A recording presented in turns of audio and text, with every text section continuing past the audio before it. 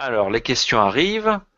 Un certain Brito Antoine demande: y a-t-il feu dans la voie humide? Et Athanor: y a-t-il feu avant le feu, l'idée de feu avant son existence?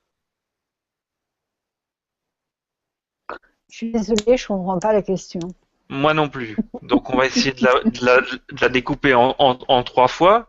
Y a-t-il feu dans la voie humide? La voie humide, à la différence de la voie sèche, pour ce que je m'en souviens, dans l'école de Cancelier entre autres, concerne le fait de travailler la matière dans des ballons de verrerie, où on va avoir des transformations de conjonction ou de colorisation, d'irisation même de la matière par rapport aux ingrédients qu'on aura mis dans le ballon. Euh, Dans ce contexte-là, dans ce contexte de la voie humide, euh, le feu qu'on peut trouver dans un premier temps, à tout le moins, c'est forcément le feu dont vous nous avez fait part, Hmm. qui est le feu de nature, c'est-à-dire souvent ces ballons sont, à mon sens, tel que je connais cette voie, chauffés dans du sable, euh, pour éviter tout excès de température incontrôlé qui risquerait la rupture du ballon. Et ils peuvent être aussi soumis aux luminaires, notamment dans le cadre de la station, puisque c'est peut-être ce dont Monsieur Antoine Brito veut nous parler, dans le cadre de la station, qui est là-dessus un épiphénomène, parce que la station n'est connue finalement que depuis Fulcanelli et Eugène Cancelier dans le corpus contemporain vraiment restreint au sens strict, même si on en trouve des traces par image dans les textes anciens, si je ne me trompe pas. Dans ce contexte de la station, on surveille aussi l'état du ciel et des luminaires, notamment la Lune qui s'expose devant la matière en cuisson. Est-ce que, est-ce que ça vous aide pour répondre à Écoutez, à moi, cette question? je pense que vous avez bien répondu. J'ai pas, je pense pas nécessaire d'ajouter quoi que ce soit là-dessus, non. Bon, alors on va passer à la deuxième question de Monsieur Antoine Brito. Est-ce que l'opérateur garde une influence sur le feu ou doit-il perdre le contrôle pour laisser le feu s'accomplir dans la matière? Est-ce une révélation ou est-ce qu'on a une force à opérer dans l'accomplissement de l'ouverture de la matière par le feu? Alors, ça, c'est une question qui est assez fondamentale, si vous voulez, mais que je ne relierai pas spécifiquement à la voie sèche ou à la voie humide.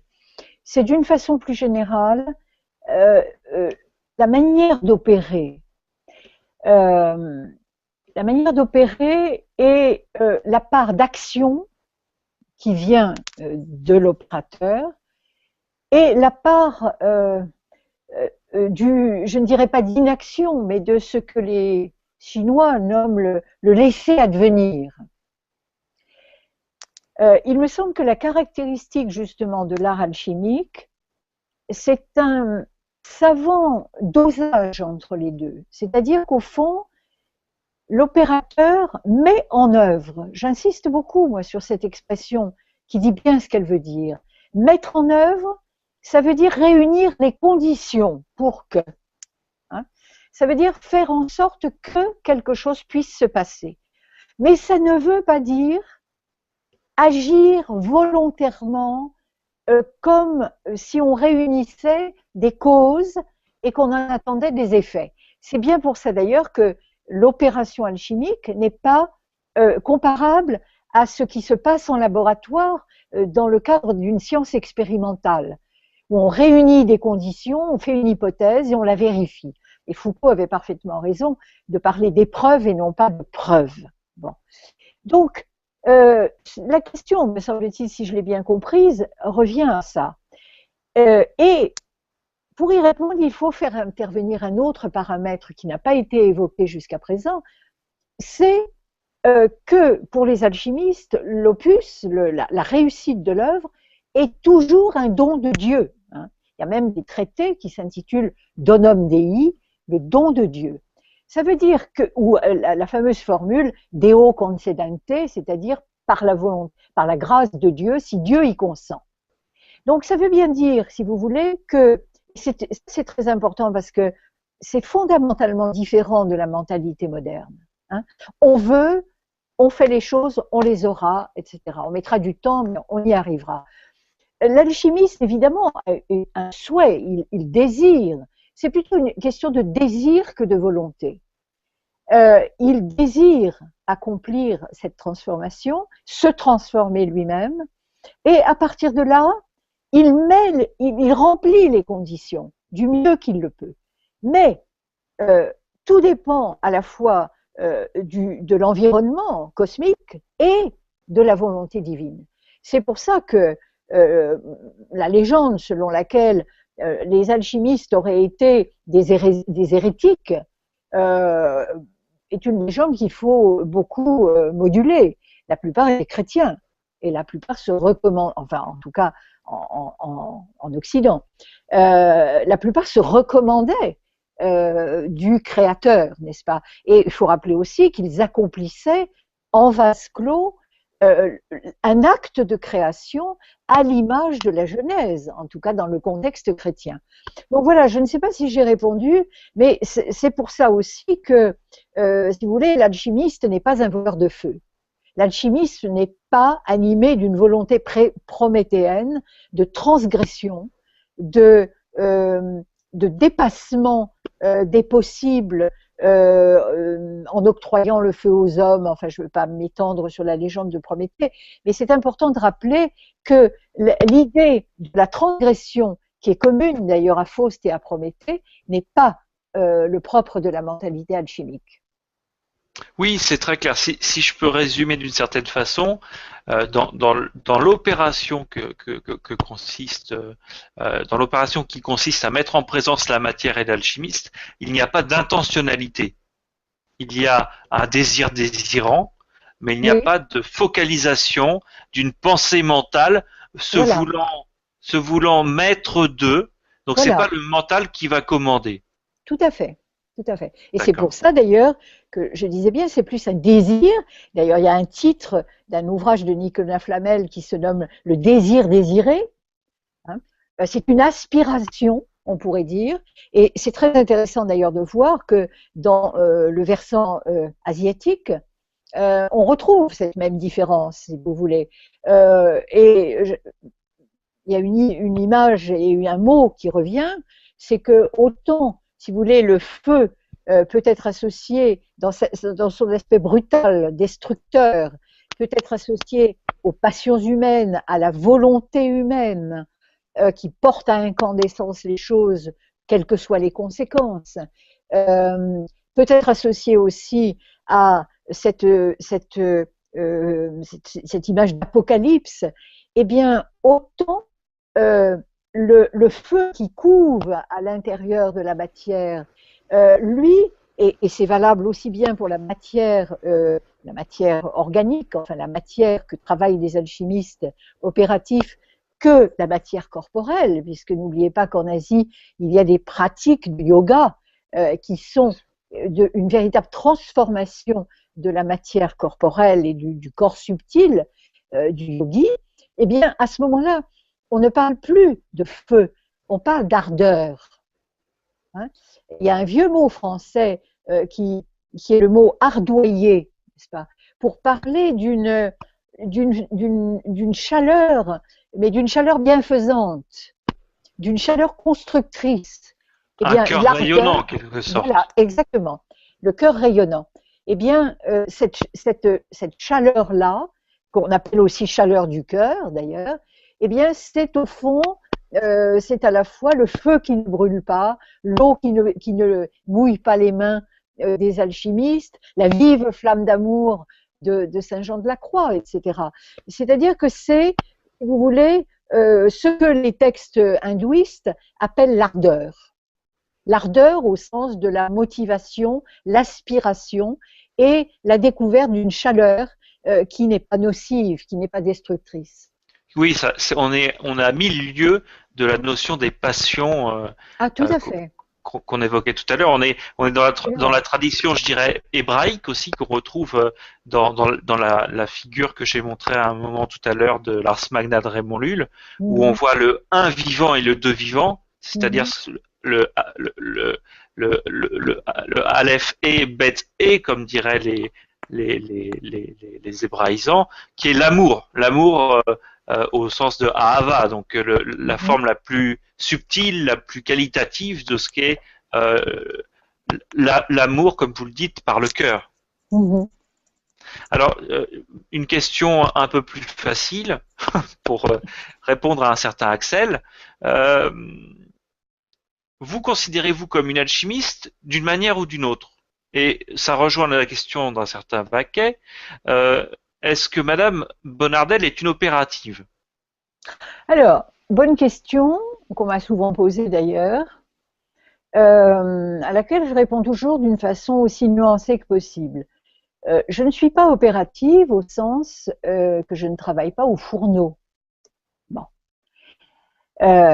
Mais, alors, ma question, et je dirais même le sens de mon questionnement philosophique, c'est de savoir s'il n'y a d'opérativité qu'au fourneau, c'est-à-dire selon la tradition qui a été illustrée par les derniers grands opératifs que l'on connaît, à savoir Fulcanelli, Cancellier et quelques autres.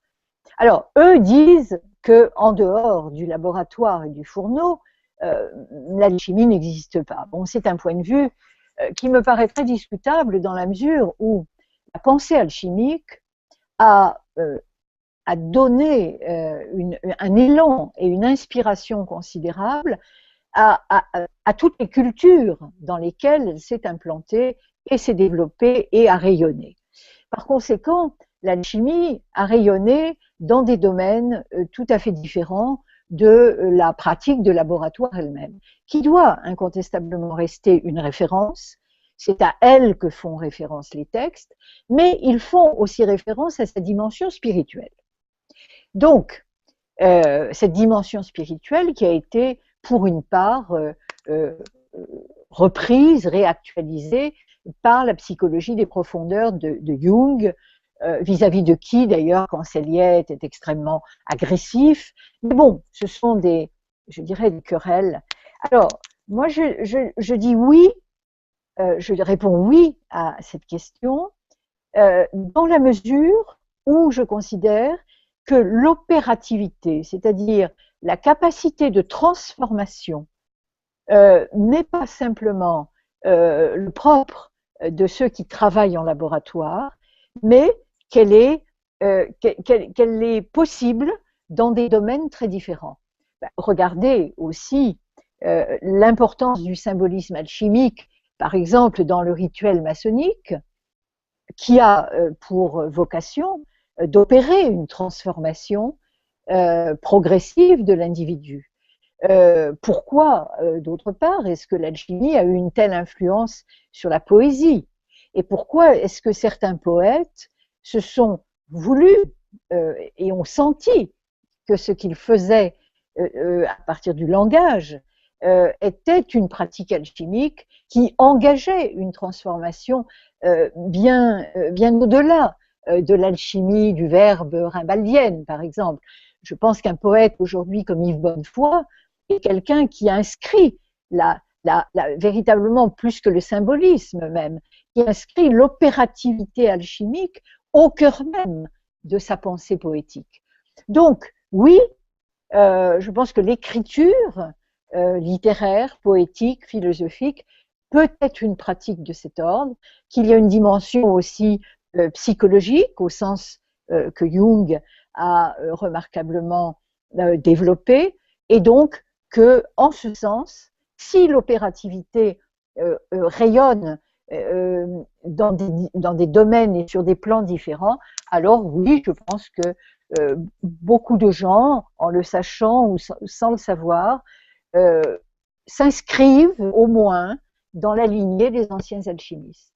Pour vous rejoindre là-dessus, je me souviens d'un travail tout à fait remarquable de Luc de Goustine Mm. sur la mystique ouvrière et l'hermétisme, où il montrait de manière très précise que les corporations au Moyen Âge se revendiquaient toutes finalement d'une opération de transformation ouais, de l'opérateur dans son travail, que ce soit de calligraphe, que ce mm, soit de ferronnier, quels que soient ouais, les métiers, et qu'on retrouvait là-dedans finalement la même scène que celle que nous décrivent les alchimistes, c'est-à-dire mm, le feu comme moyen de dépassement dans mm. l'œuvre se tirant vers une perfection au quotidien du geste de la personne.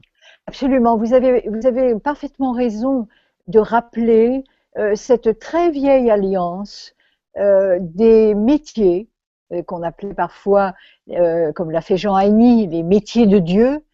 En tout cas, toute cette tradition artisanale, tellement sous-estimée aujourd'hui, même si on commence à se rendre compte de l'importance des artisanats, toute cette tradition qui a pour dénominateur commun le rapport à la matière.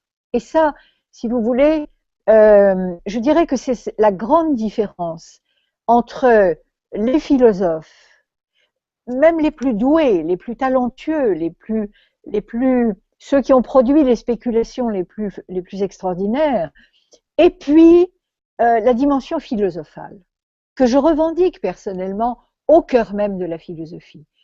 Et la différence tient au fait que l'on considère que la transformation que l'on est en train de réaliser ou que l'on aspire à réaliser, ça n'est pas simplement la transformation de la matière, mais c'est la prise en compte du fait que l'évolution spirituelle ne peut passer que dans la confrontation à une matière. Simone Veil avait ce mot magnifique dans le livre La connaissance surnaturelle, enfin ce qui a été baptisé ainsi après sa mort. Elle disait la matière est notre juge infaillible. Je pense que c'est un mot d'une grande profondeur parce qu'en fait, c'est ça l'esprit de l'alchimie. C'est, si vous voulez, c'est pas de se transformer spirituellement et puis laisser la matière à l'état brut. C'est cette extraordinaire ambition de dire qu'il n'y aura pas de transformation spirituelle s'il n'y a pas aussi une transformation matérielle et que la matière est l'occasion de cette transformation. Par conséquent, et là c'est vrai que je le vis personnellement comme ça, je pense que la pensée, les mots peuvent être considérés comme une matière. Et je dirais que je fais là la grande différence entre les intellectuels, parmi lesquels je n'ai pas le enfin, auxquelles corporation, si je puis dire, à laquelle je ne me sens pas appartenir, parce que justement, il y a en général un mépris de la matière. Et puis il y a les penseurs, enfin les gens qui essayent de penser en tout cas. Et je constate que ceux qui se définissent comme penseurs, je pense en particulier à Martin Heidegger, eh bien, retrouvent instinctivement ce rapport à la matière. Et Alors comme par hasard, il y a toujours une alchimie sous-jacente, même alors s'ils ne le disent pas. pour vous rejoindre totalement là-dessus, on a le verbum dimissum qui est Mm, un traité d'alchimie. Et là, ce que mm, vous nous évoquez, c'est typiquement le verbe, mm, c'est-à-dire cette alliance entre euh, la capacité de formuler avec sa bouche des sons qui sont transformatifs pour l'être dans toute la dimension que peut poser le simple fait de dire clairement une chose, de parler proprement, d'avoir un langage courtois, le fameux langage policé de Chrétien de Troyes à l'époque du roman de la Rose, mm. etc. Donc on est vraiment là aussi, encore une fois, dans la tradition alchimique la plus pure, où la transformation s'opère par soi-même au travers de la poésie et des arts qui sont plus prosaïques et pas forcément le fourneau comme tout le monde l'entend. Non, et alors vous avez raison. Et d'autre part, ce que je voudrais rappeler aussi, on n'a pas vraiment eu le temps d'en parler suffisamment, c'est que euh, l'alchimie, c'est peut-être avant tout un état d'esprit. Un état d'esprit, c'est-à-dire une manière, l'art et la manière de retourner les choses, d'utiliser finalement le poison, et c'est aussi un des sens du mythe du phénix, mais c'est surtout la signification profonde de cet autre animal non moins mythique qu'est l'Ouroboros alchimique, hein, le serpent qui se mord la queue. Parce que, qu'est-ce que ça veut dire, ce symbole? Ça veut dire qu'il s'inocule son propre venin. Il se pique lui-même, n'est-ce pas? Et il transforme son venin en remède. Ça, c'est vraiment une des données fondamentales de la pensée alchimique. Et je dirais que c'est celle qui est le plus aisément transposable, compréhensible par tout un chacun. Ça veut dire que, au fond, et ça a une portée même politique, écologique, enfin c'est une portée considérable, cette pensée-là, psychologique bien sûr. Ça veut dire que d'une part, vous ne pouvez pas vous transformer, sans prendre conscience du venin que vous êtes capable de produire. Je citais l'incendie, le sermon sur l'incendie du Bouddha. Au regard du bouddhisme, ce sont les 3 poisons. Ces poisons que nous inoculons nous-mêmes et que nous inoculons évidemment aux autres par la même occasion. Donc, c'est d'abord la prise de conscience, je dirais, de sa capacité de nuisance à l'égard de soi-même et à l'égard des autres. Et au fond, c'est le b.a.-ba de toutes les voies spirituelles. Tant que vous n'avez pas réalisé quel est votre propre poison, alors chacun en a un particulier, n'est-ce pas? C'est l'avidité pour l'un, c'est la colère pour l'autre, c'est l'indifférence, la haine pour quelqu'un d'autre, etc. Bon, donc, cette logique alchimique qui consiste d'abord à s'inoculer son poison, en tout cas à prendre conscience de ce qu'il est pour le transformer, parce qu'on ne transforme que son propre poison. C'est pour ça que, si vous voulez, ça a une incidence considérable dans notre rapport au monde, parce que vouloir transformer le monde, c'est bien joli, c'est une belle intention. Mais si nous ne nous transformons pas nous-mêmes, c'est-à-dire si nous n'avons pas pris conscience de notre capacité de nuisance, y compris d'ailleurs dans les actes de bienfaisance que nous faisons, parce que justement, ils sont corrompus en quelque sorte par ce poison non identifié, eh bien, nous ne pourrons pas transformer. Et la mentalité alchimique, et ça c'est accessible à tout un chacun, c'est aussi de se dire qu'il n'y a pas comment dirais-je, qu'il n'y a pas d'obstacle, qu'il n'y a pas de souffrance, d'épreuve que nous ne soyons capables dont nous ne soyons capables de faire un tremplin vers une transformation. Ça, c'est peut-être déjà un peu plus difficile à accepter, mais c'est fondamental. Et ça renvoie à cette autre phase qui exerce d'ailleurs sur les esprits une certaine fascination, c'est l'œuvre noire, n'est-ce pas? L'œuvre noire, c'est la descente dans ce que la matière a de plus obscur. C'est la nuit obscure de Saint Jean de la Croix et de certains mystiques.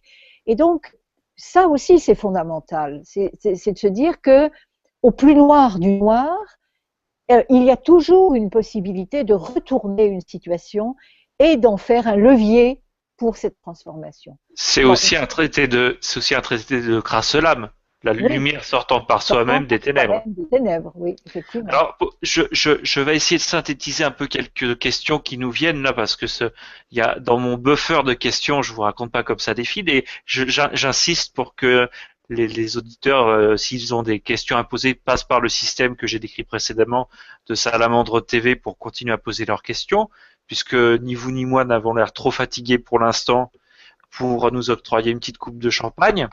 Non, ça va, mais après, pourquoi pas?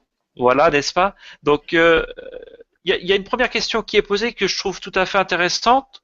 Je vais la poser un peu différemment pour resituer le contexte au Moyen Âge.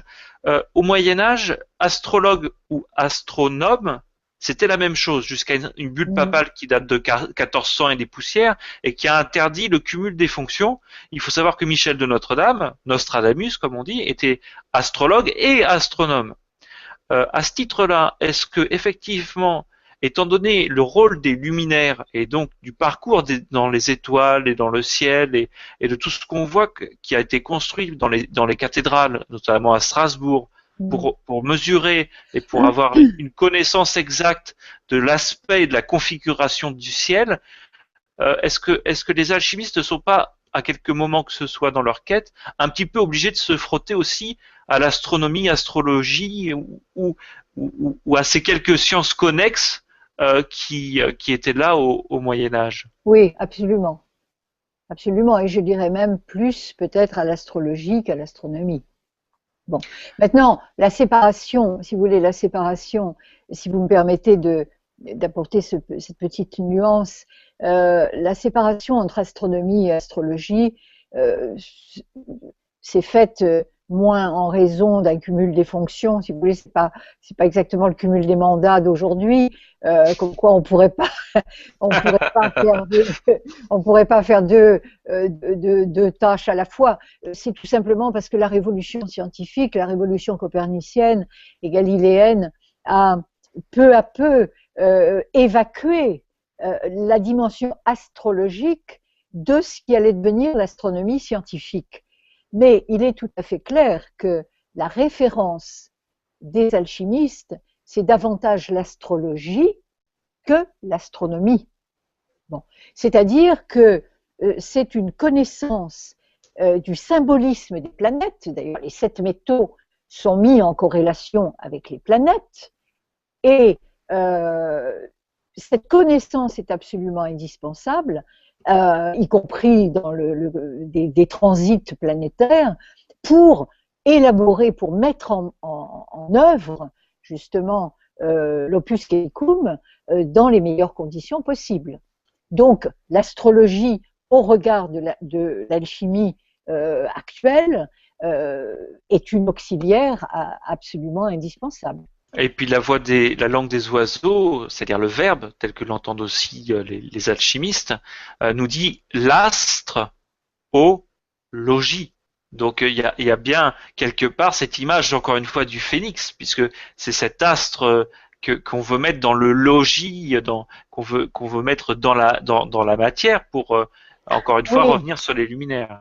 oui, alors écoutez, moi la langue des oiseaux, je dois dire que telle que la pratique Cancellier et Fulcanelli, euh, bon, je la connais, je l'ai lue, etc. Mais je reste un petit peu extérieure, pour ne rien vous cacher, et je constate simplement que c'est eux qui vous disent que la langue des oiseaux était aussi développée dans le corpus alchimique traditionnel.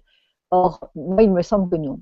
Il me semble simplement que dans le corpus traditionnel, il y a un langage crypté, parfois, il y a un langage symbolique, effectivement, mais je n'ai jamais trouvé dans les textes traditionnels, qui constituent un corpus énorme, je n'ai jamais trouvé l'équivalent de ces jeux de mots qu'on trouve à foison dans les ouvrages de Cancellier et de Fulcanelli.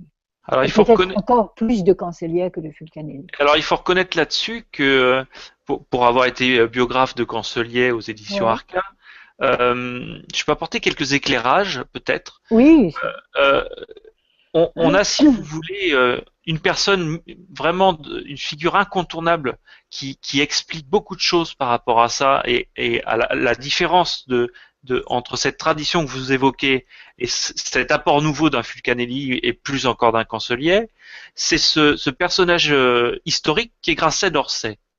Et quand on a fréquenté pendant, comme moi, 3 ou 4 ans les travaux de Grasset d'Orsay en détail, on se rend compte qu'on a affaire à quelqu'un qui est capable de décoder des vases grecs, de décoder des archives très très très antérieures au Moyen Âge, et de redonner une vision de processus alchimiques simples, euh, qu'il traduit de manière très compétente, il faut le reconnaître, mais alors il faut le suivre. Il faut le suivre parce qu'effectivement, la route est ardue, les textes sont subtils, parfois ce sont simplement des agencements de points.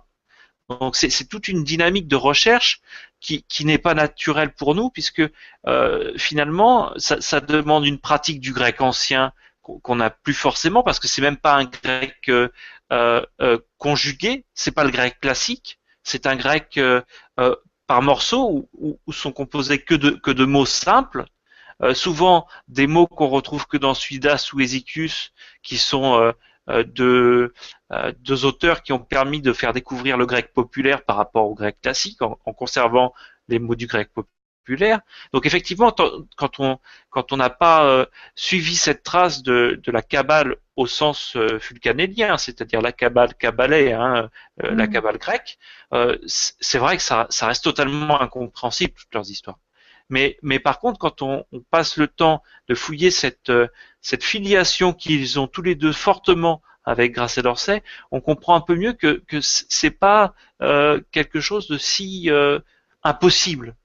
Mais bon, là-dessus, c'est Oui, une question ouverte. Hein. oui, c'est une question ouverte. Puis regardez dans la collection, dans les textes alchimiques grecs que l'on connaît, cette cabale phonétique ne joue quand même pas un rôle considérable. Mhm. Je Alors, suis un peu réservée là-dessus. C'est pas. oui, je vous comprends. D'abord, ce n'est pas un domaine que je connais particulièrement bien, donc je préfère être prudente là-dessus. Et si je le connais pas aussi bien que d'autres, c'est aussi parce qu'il ne m'a jamais interpellée comme d'autres questions qui me paraissent beaucoup plus fondamentales. Bien sûr, je comprends. Mais peut-être à tort. Hein, Oui, non, mais ça, chacun sa marotte. Moi, j'avoue que c'est une de mes marottes et j'aime bien en discuter comme ça à l'occasion. Puis je voyais qu'il y avait quelqu'un qui posait une question là-dessus. Tout à fait, Euh, bien sûr. alors, on a des réconforts de la part de Claire qui nous dit bonsoir, chère madame. J'apprécie tant votre travail et cette intervention, mais c'est trop court. Ben, on est désolé, mais effectivement, là, on obéit à la chaîne de télévision qui ne nous permettra pas d'aller au-delà de 23 heures, vraiment au plus tard du plus tard, et je pense qu'on s'arrêtera avant, malheureusement. Elle nous propose par la suite de faire une série sur le processus alchimique à travers un texte traditionnel. Une autre question, plus technique, d'un certain monsieur Agier. Euh, que pensez-vous de l'homme désir dans la perspective de Louis-Claude de Saint-Martin? Alors, tout le monde ne sait peut-être pas qui est Louis-Claude de Saint-Martin déjà. Alors, Louis-Claude de Saint-Martin, c'est un auteur, comment dirais-je, d'une période un peu plus tardive, que disons que les grands textes de la tradition alchimique, si on s'arrête à peu près au XVIIe siècle, les textes postérieurs sont de moindre intérêt dans leur ensemble. Louis-Claude de Saint-Martin, c'est celui qu'on a nommé le philosophe inconnu, XVIIIe siècle, et disons que c'est la mouvance théosophique qui s'est greffée sur un fond que je dirais indifféremment alchimique, kabbalistique, ésotérique au sens large du terme. Donc, si vous voulez, à partir du XVI-XVIIe siècle déjà, on voit apparaître des dimensions kabbalistiques et théosophiques, en particulier chez Jacob Böhm, n'est-ce pas? Mais la veine, je dirais, le courant théosophique s'inspire de symboles alchimiques et s'inspire du processus alchimique, mais dans une perspective qui est celle d'une alchimie spirituelle, c'est-à-dire d'une transmutation, en général c'est une alchimie chrétienne, d'une transmutation d'ordre spirituel qui emprunte à l'alchimie, je le répète, ses symboles, son processus. En ce sens, l'homme de désir, c'est un très beau texte de Louis-Claude de Saint-Martin, eh bien, c'est l'exemple même de ce que je viens de dire, c'est-à-dire de cette aspiration à la transformation intérieure et le cheminement de cet homme les obstacles qu'il rencontre. Et c'est dans cette perspective, je pense, qu'il faut le lire. Est-ce que vous pourriez nous dire un petit peu plus, ça c'est pour moi par gourmandise, hein, je suis vraiment désolé, je suis un grand gourmand, mais vous avez cité Jacob Böhm, et là tout de suite ça fait appel à moi, à des souvenirs de bibliothèque qui sont juste à côté, mais que je peux pas présenter parce que c'est dans une autre pièce c'est assez vaste. Mais pourriez-vous nous parler un petit peu plus de ce Jacob Böhm, s'il vous plaît? Bah, oui, je veux bien, mais qu'est-ce que je vais pouvoir en dire en quelques mots comme ça? Comment C'est vous pour les dire? auditeurs, pour qu'ils sachent Alors, éventuellement que c'est un texte à goûter. oui, mais il faut savoir que les textes de Jacob Böhm, alors qui est Jacob Böhm? C'est un cordonnier de son état, bon, qui vivait donc euh, son artisanat, hein. Et j'en profite pour rappeler que Gilbert Durand donc a écrit un très beau livre qui s'intitule La foi du cordonnier. Et évidemment, il commence dans son introduction par se référer au cordonnier le plus célèbre, sans doute, en tout cas pour ceux qui s'intéressent à l'ésotérisme, c'est-à-dire à Jacob Böhm. Bon. Et cet ouvrage vient d'ailleurs d'être réédité dans la collection Théoria à l'Harmattan, la collection que dirige Pierre-Marie Sigou. Et j'ai fait d'ailleurs une préface à cet ouvrage. Bon, je ferme la parenthèse, mais bon, cette image de la cordonnerie, si vous voulez, qu'est-ce qui fait le cordonnier? Le cordonnier, symboliquement, il unit le ciel et la terre à travers la chaussure. La chaussure, c'est véritablement ce qui nous permet de fouler le sol, mais en même temps de nous tenir debout, de marcher autrement que pieds nus et comme des va-nu-pieds. Et c'est à travers la cordonnerie, en tout cas Durand a développé ça de façon magistrale, c'est véritablement toute notre manière d'être au monde qui reçoit là son assise la plus solide. Alors, Böhm, cordonnier, donc, avait, je dirais, ce fond artisanal je dirais, qu'il a développé, dont il a développé la psychologie d'une manière tout à fait extrême, extraordinaire, à travers des ouvrages. Alors, il était chrétien, bien sûr, mais d'un christianisme, comment vous dirais-je? La théosophie, si vous voulez, c'est pas un christianisme orthodoxe. Hein. Pourquoi? Parce que le théosophe pense qu'il a reçu des révélations. Böhm l'affirme, n'est-ce pas, qu'il a eu des visions et qu'il a été investi de la mission de transcrire ces visions et ces révélations pour aider, évidemment, ses contemporains et tous les hommes qui voudront le suivre, mais en développant théosophia, ça veut dire une sagesse de Dieu. C'est pas une théologie, c'est-à-dire c'est pas une connaissance de Dieu, c'est le fait que Dieu se révèle au cœur, se révèle à celui qui veut l'accueillir. Par conséquent, la dimension théosophique de l'expérience chrétienne, en l'occurrence, c'est d'une dimension beaucoup plus intériorisée, si vous voulez. Et les théosophes, il y aura Böhm, et puis il y aura le Böhm redivivus à travers Franz von Baader, eh bien, Schelling, le philosophe Schelling, d'une certaine manière, dont certains écrits sont théosophiques, c'est une véritable sagesse incarnée, révélée, et dont la révélation peut passer par des pratiques de type alchimique, justement. C'est-à-dire que l'alchimie est l'auxiliaire de cette transformation accomplie à partir d'un certain nombre de révélations. La sagesse de Dieu habite l'homme véritablement. Donc, vous savez très bien aussi qu'au regard de l'orthodoxie religieuse, tout homme qui se dit investi de la sagesse de Dieu peut paraître suspect. Et Böhm a été poursuivi. On lui a fait la vie dure aussi. Voilà. Merci beaucoup. D'autres questions qui viennent.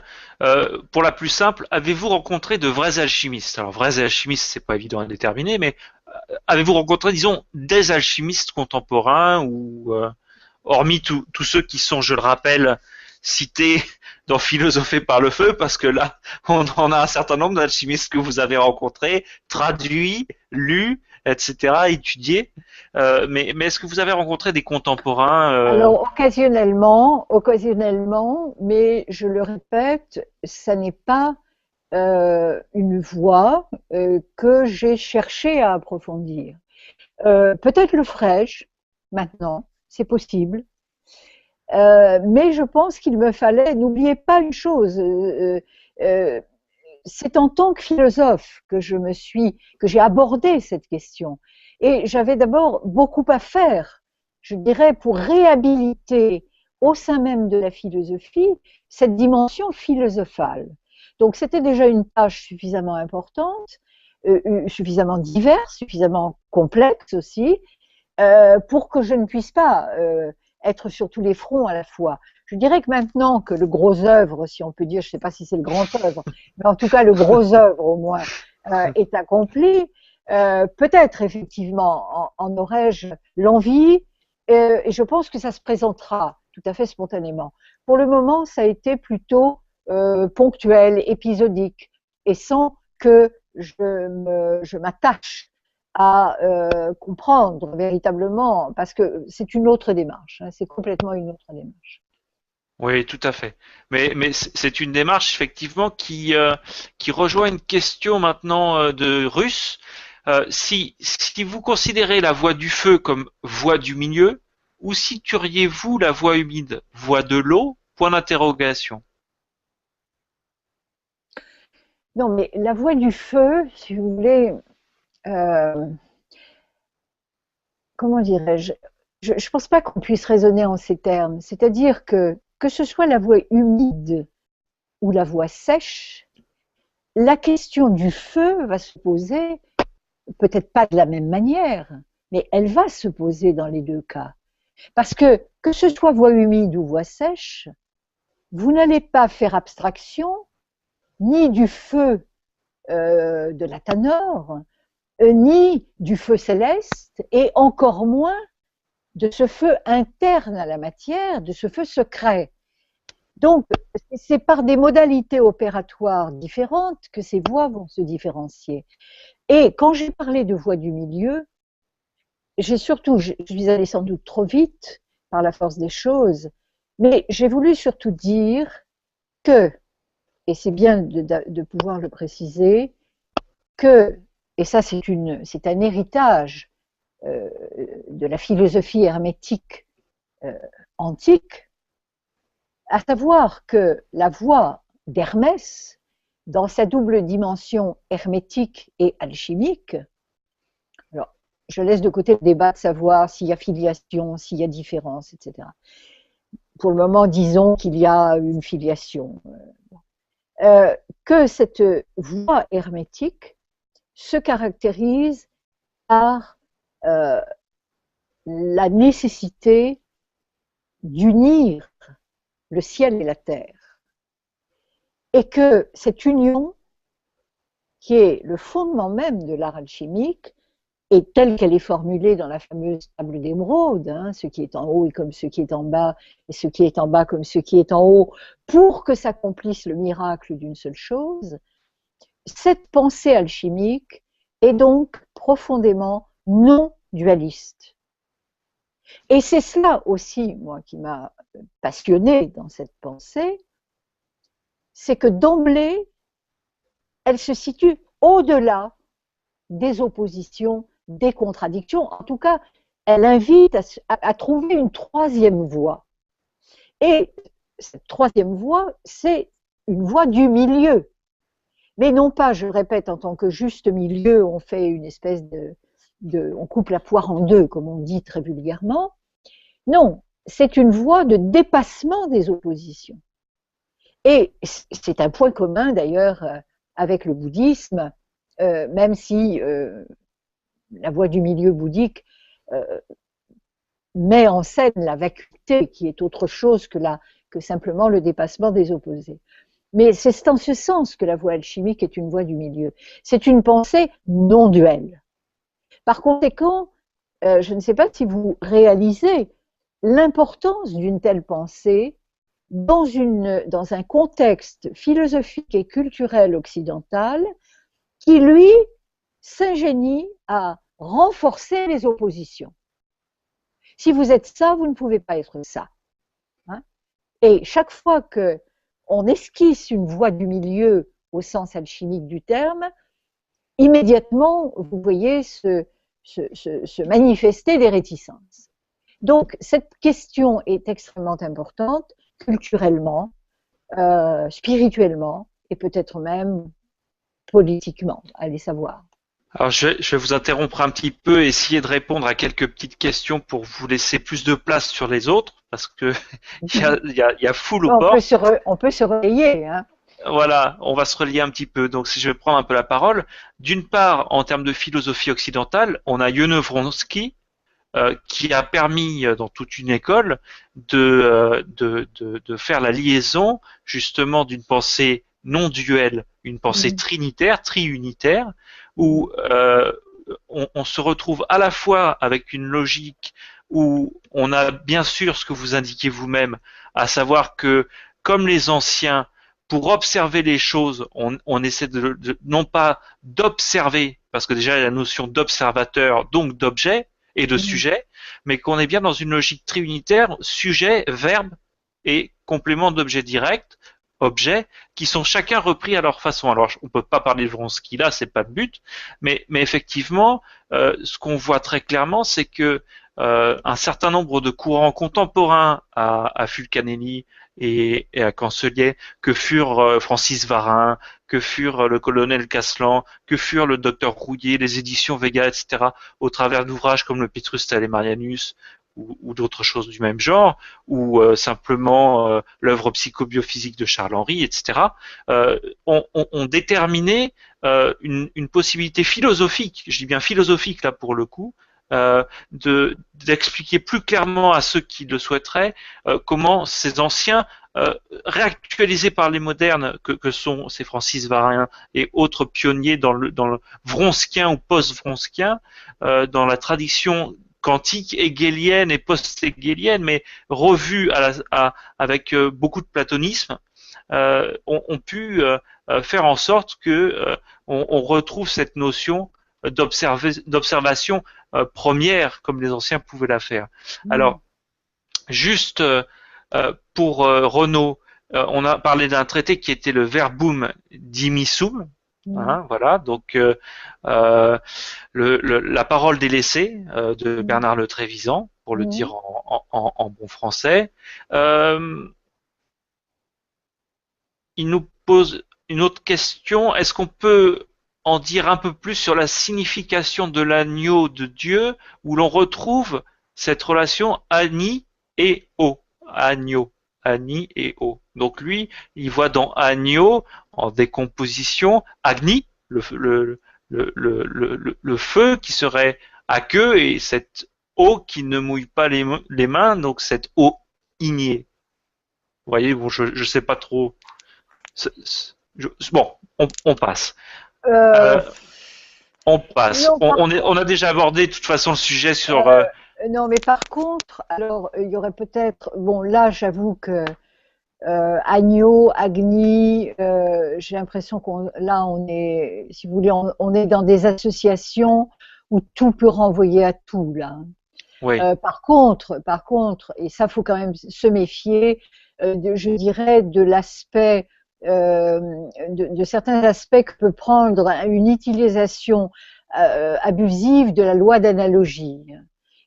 C'est d'ailleurs ce qui a contribué à dévaloriser la pensée alchimique. Et personnellement, moi, je suis assez réticente à l'égard d'un certain nombre d'interprétations de certains ésotéristes et occultistes du XIXe siècle qui ont véritablement, ils se sont livrés à une espèce de débauche analogique où finalement, bon, ben, tout est dans tout, tout renvoie à tout, et c'est bon, je veux pas citer de nom, mais peu importe.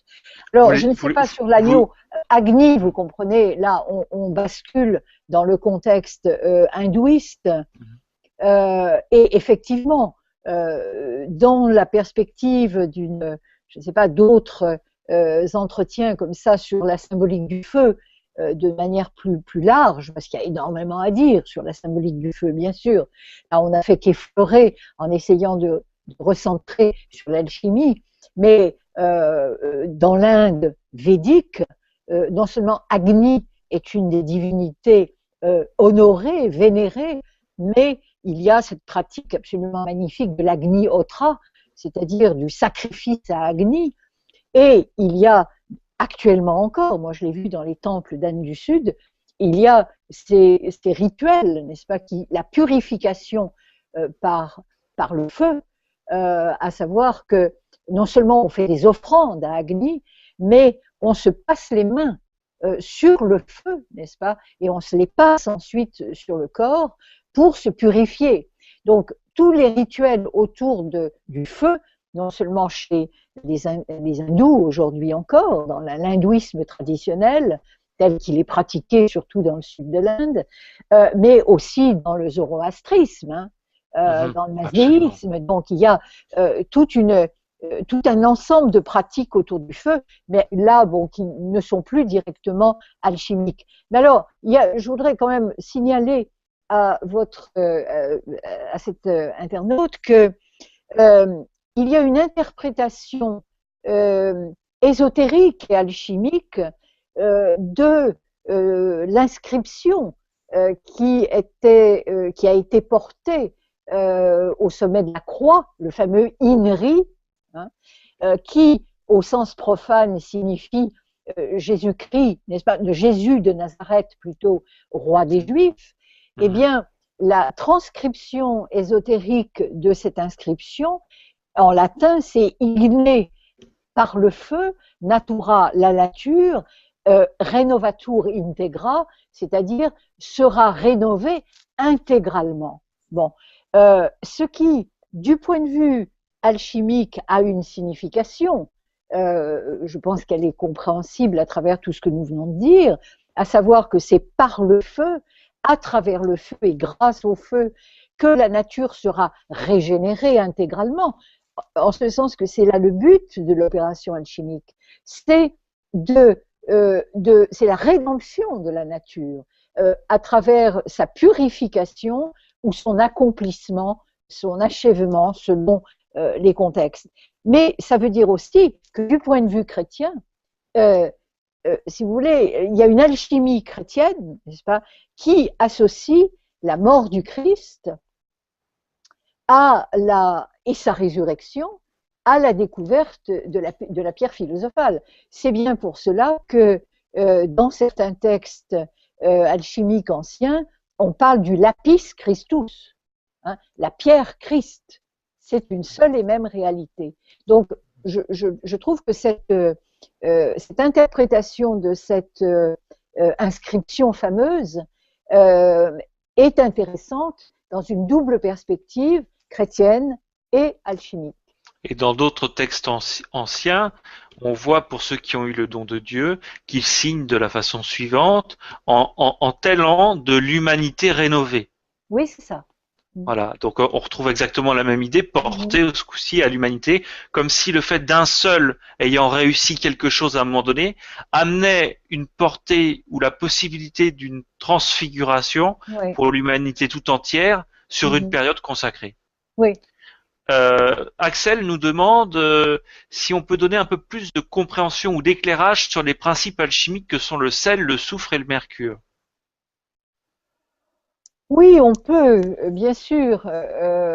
Mais ça nous ce sont si vous voulez, les principes fondamentaux, enfin ce qu'on qualifie de principes.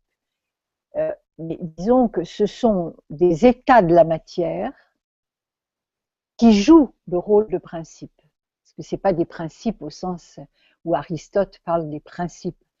Ce sont soufre et mercure, sont des états de la matière. Qui, et René Allot l'a fort bien montré dans les aspects de l'alchimie traditionnelle, lorsqu'il parle de configuration, soufre, mercure.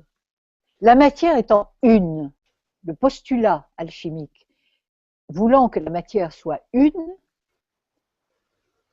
les principes ne peuvent être que des manifestations de certains états de la matière, dominés l'un par l'eau, pour être simple, l'autre par le feu, si vous voulez, et le but de l'opération alchimique, c'est de réunir l'eau et le feu, c'est-à-dire d'opérer cette fusion impossible au regard de la pensée rationnelle. Ce qui veut dire aussi que cette opération ne sera possible qu'à partir du moment où le mercure et le soufre, chacun de leur côté, auront subi une transformation.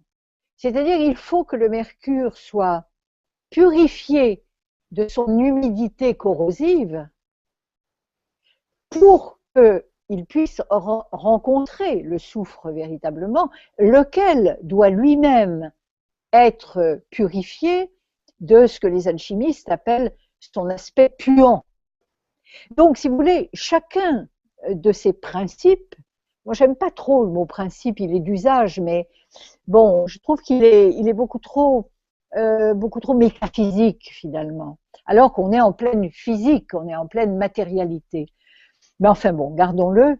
Eh bien, ce qui fait que finalement, et c'est peut-être finalement plus clair dans la pensée chinoise où on parle du jeune yin et du vieux yin, du jeune yang et du vieux yang, c'est qu'en fait, et Jung l'a très bien vu dans l'analyse qu'il fait dans la psychologie du transfert, où il introduit ces notions d'animus et d'anima, il faut finalement que chacun se dédouble, n'est-ce pas, de sa partie pure et impure, subtile et épaisse, pour que le mariage chimique puisse avoir lieu. Alors, le sel est si vous voulez, il peut être considéré à la fois comme un agent de liaison, au fond le tiers inclus, dirait aujourd'hui Bazaram Nicolescu, le tiers inclus, s'inspirant de la pensée de Lupasco, qu'on aurait pu citer tout à l'heure, peut-être d'ailleurs aussi dans cette mouvance, n'est-ce pas, de ceux qui cherchent à prolonger la pensée des vieux maîtres. Soit le sel est un agent de liaison, apparu tardivement d'ailleurs, à peu près à l'époque de Paracels, alors qu'il n'est pas question du sel dans des traités antérieurs, soit il est considéré comme le sel, et en ce sens ça rejoint la symbolique de la salamandre et du feu secret, comme le sel, la cristallisation obtenue par justement ce mariage chimique, hein, qui n'est pas seulement celui du soufre et du mercure, mais qui est symbolisé aussi par celui du roi et de la reine, du soleil et de la lune. Ce qu'on aurait dans le jeu de mots grec, alskümos, pour alchimie, qui n'a jamais été donné par aucun alchimiste directement dans toutes les interprétations du mot alchimique possible, mais als en grec qui voudrait dire le sel, et le sel même de mer pour être précis, et kymos, le suc, donc le suc du sel de mer. Bon, enfin passons. Donc pour conclure, parce que là, il va bien nous falloir conclure quand même, on nous a remercié, on nous a dit qu'on aurait droit à notre coupe de champagne. Alors, je sais pas comment, peut-être par téléportation, parce que mais pas je vois virtuel. mon frigo. Non, ouais, pas virtuel. Non, je pas crois qu'il faut. virtuel. Le champagne virtuel, c'est très mauvais. Ouais, très mauvais. Donc, deux questions que je vais relier en une. Quel fil d'Ariane peut-on concevoir entre ce que l'on nomme les sciences sacerdotales, astrologie, arithmosophie, géométrie, alchimie, cabale? Qu'est-ce qu'elles ont de commun par rapport à des notions d'initiés ou de moines dans les temps anciens, de communautés d'Héliopolis, de grands lunaires, que sais-je? Quels seraient les textes ou les écrits fondamentaux dans le domaine de l'alchimie? Et puis pour conclure en tout, si on parle de cycle et notamment du Kali Yuga, si nous sommes dans le Kali Yuga, l'âge d'or venant juste après le Kali Yuga, c'est ça qui est assez étonnant. On est de l'âge de fer et puis tout d'un coup, pouf, on passe à l'âge d'or. Y a-t-il une mission différente qu'à l'alchimie selon les ères au sens tel qu'on les emploie là, âge d'or, âge d'argent, de bronze, âge de fer? l'alchimiste peut-il donner de soi aux autres? Est-ce juste une vocation individuelle? Peut-on la transmettre au plus grand nombre? Voilà, je vous laisse là-dedans faire votre marché et conclure de celle que vous préférerez parce que on n'aura pas le temps d'aborder tout ça dans les 5 minutes qui nous restent. La première partie me paraît beaucoup trop vaste. Et il y a beaucoup trop de choses. Euh, euh, sur le Kali Yuga, je pense que là, il y a des choses assez intéressantes et relativement précises à dire. D'abord que c'est une notion avec laquelle nous nous sommes familiarisés, mais qui vient d'Inde. Hein. Elle est commune à la pensée indienne et hindouiste et à la pensée bouddhique. Bon. Euh, alors, qu'est-ce que ça veut dire le Kali Yuga? Ça veut dire l'âge, non pas l'âge sombre, mais l'âge des conflits. Et contrairement à ce qu'on pense, Kali n'est pas la déesse de la destruction et de la mort dans ses différents avatars, Durga, etc. Même si symboliquement on peut y penser, c'est Kali, un démon, qui est le démon qui engendre les conflits. Donc le Kali Yuga, c'est fondamentalement l'âge des conflits. Je pense que là, actuellement, nous sommes servis, nous voyons bien ce que ça peut signifier. D'après la cyclologie indienne, nous serions entrés, et c'est très intéressant parce que selon cette cyclologie, nous serions entrés en 1939, ça c'est quand même étonnant, dans la phase crépusculaire du Kali Yuga, qui devrait durer encore au moins à peu près 400 ans. Oui. Il y en a encore à peu près pour 400 ans. Hein. Donc, le crépuscule risque véritablement de s'aggraver encore. Hein. Bon, ça, encore une fois, il n'y a pas d'ancrage occidental à ce type de pensée, qui est une pensée d'importation, en somme, à l'exception des fameux âges d'Hésiode, n'est-ce pas, dans la théogonie. L'âge que vous avez cité, les différents âges, qui indiqueraient aussi, ce qui est intéressant, c'est qu'Hésiode lui-même les présente comme une dégradation. Hein. C'est-à-dire que l'équivalent du Kali Yuga, s'il y en avait un, c'était l'âge de fer. Ce serait l'âge de fer. Bon. Alors, ce que j'ai étudié moi-même dans un chapitre donc de bouddhisme tantrique et alchimie, en me plaçant dans la perspective du comparatisme alchimie occidentale, alchimie bouddhique et tantrique en particulier, c'est le fait que, si vous voulez, ce qui est intéressant dans ce contexte, c'est que on nous dit que les tantras, donc la partie la plus ésotérique de l'enseignement bouddhique, auraient été donnés, auraient été révélés, alors je vous passe le détail au roi de Shambhala, etc.,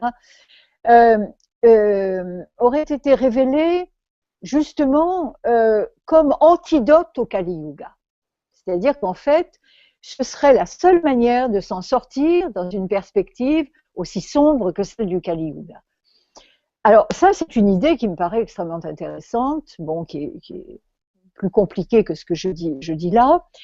Et est-ce qu'on ne pourrait pas en dire autant de l'alchimie? C'est-à-dire qu'au fond, quand on est dans un âge sombre ou un âge de conflit, est-ce que ce n'est pas l'esprit alchimique, donc cet âge des conflits pouvant être associé à une sorte d'œuvre au noir, hein, eh bien, est-ce que ce n'est pas l'esprit alchimique qui est finalement le meilleur outil pour non pas simplement se battre hein, contre des adversaires, mais pour transformer les situations.